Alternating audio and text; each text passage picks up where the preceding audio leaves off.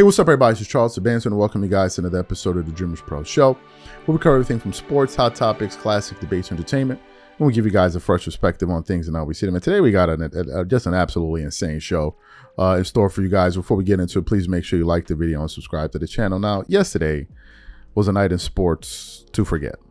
If you're a fan of sports, if you're a fan of boxing, if you're a fan of Mike Tyson, if you're aware of Mike Tyson, everybody and their mama was primed and interested to go see Mike Tyson fight against Jake Paul. Now, what do we know about Jake Paul? Former YouTuber, marketing guru, sensation, and he makes a history of he makes a living off of just fighting people that are not really qualified to be fighting against him. He's fought against NBA players, fought against, I think, MMA fighters. But he's a boxer, but he doesn't fight boxers. He fights people that are like neophytes, people that are not really skilled.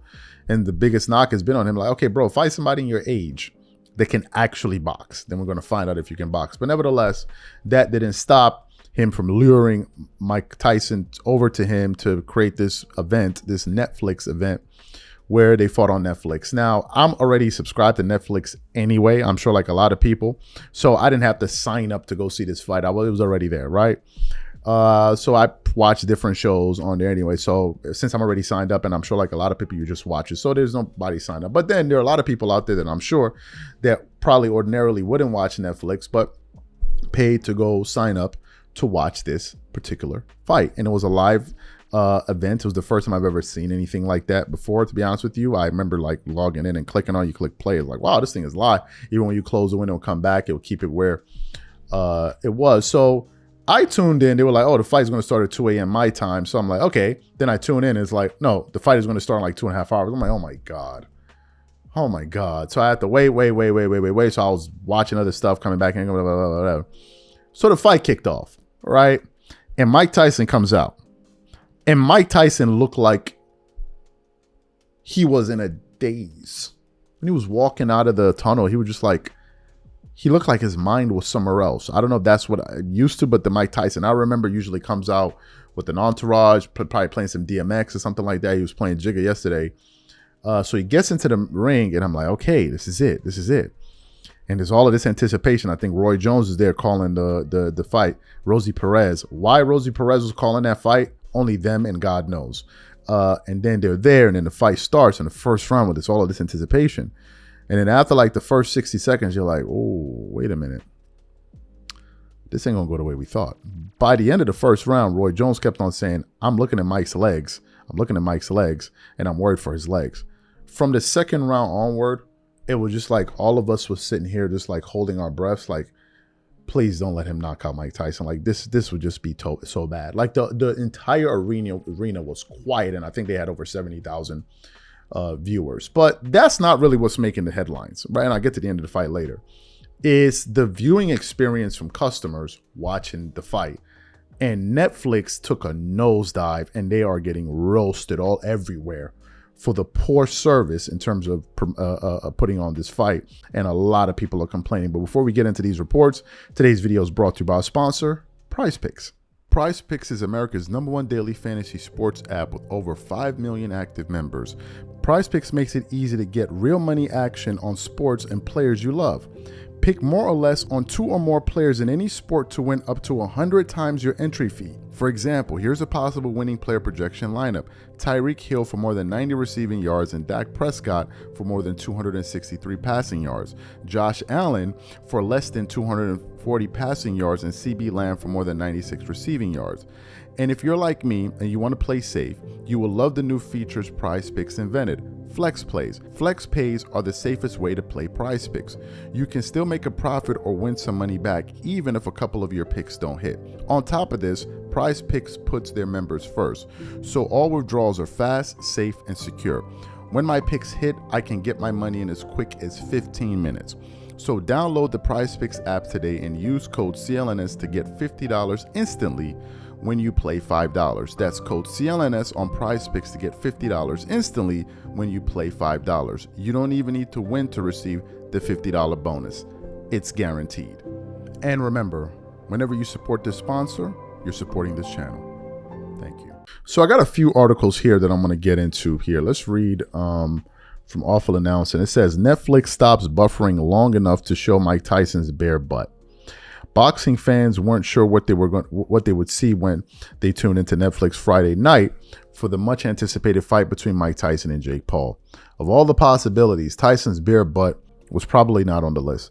On an evening when Netflix suffered from severe buffering and lag issues, the feed worked a little too well for many viewers when the 58-year-old former heavyweight walked away from the camera following a pre-fight interview in his locker room to reveal his bare butt in a jock strap.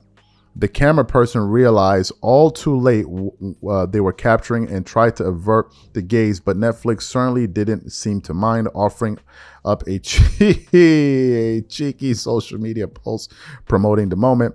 Mike Tyson pre-fight interview got real cheeky. That's them promoting it. The joke was lost on many viewers who were frustrated by constant streaming issues. According to Down Detector, over 88,000 people reported issues with streaming services throughout the event. And then people just kept on complaining online about that. Then I want to get to another article here, same website. Netflix doesn't make wait for a stream of Mike Tyson versus Jake Paul fight. Netflix stream on Friday night's boxing match between social media influencer turned boxer Jake Paul and former heavyweight champion Mike Tyson could be best described as problematic at worst, and probably more accurately, it could be described as a complete disaster. The broadcast began at 8 p.m. Eastern. It did not take long for issues to be reported. One account said, "This is awful and ruining boxing." Another one, "Nonstop buffering." Another one, "Netflix encountered an error. We're trying in 10 seconds, showing some type of error." And then it continues on. But while there were early issues, they weren't universal. Pixelation issues were generally resolved quickly. Buffering issues were also generally solved within a few moments, or at the most, viewers only had to hop out and come back in for things to straighten out. That wasn't the case for everybody, of course, but for the most part, things were okay early. That didn't last. As the night progressed and more people began to log on, as we get closer to the main event, the issues were glaring and persistent, and you can see them showing here some images of the buffering and all of that, and people were just online complaining. The issue has the potential to go well beyond Friday night's poor stream. If the streaming problems are this prevalent on Friday night, what will they be in January when Netflix becomes the permanent home for WWE's flagship show, Monday Night Raw? Or more notably, what will the issues be on Christmas Day when Netflix streams a pair of NFL games? And the article just went on to complain about that. Now, what's interesting about that is I watched that from Nigeria. I had no issues. I was watching it perfectly fine. I had no issues. It was clear. So I saw the disappointment in 100% 1080p or whatever the hell number of pixels they were using.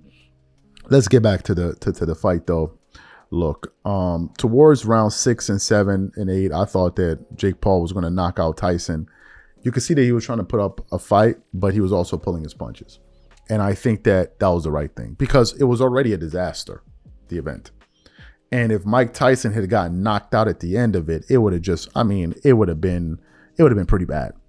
Like, it would have been pretty bad if that had happened. So I like the fact that he bowed out at the end.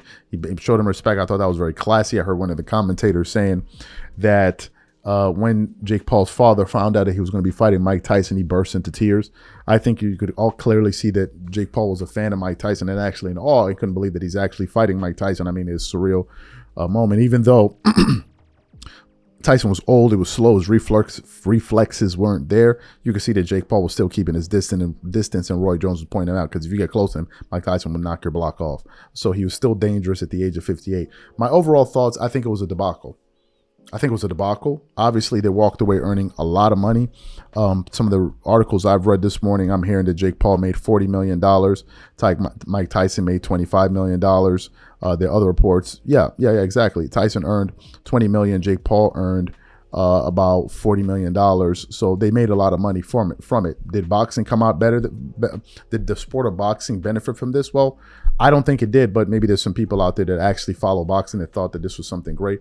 Based on what I've been seeing and people have been saying all night, all throughout the night, people are complaining bitterly about this, and they feel like it's a total disgrace. But these are my thoughts. Obviously, these guys wanted to make a bunch of money, and that they did. So more power to them. To me, it was just an absolute disaster. But you guys, let me know what you think in the comments, whatever you guys think. Please leave your thoughts and comments in the comment section. We'll catch you guys on the next show. Peace.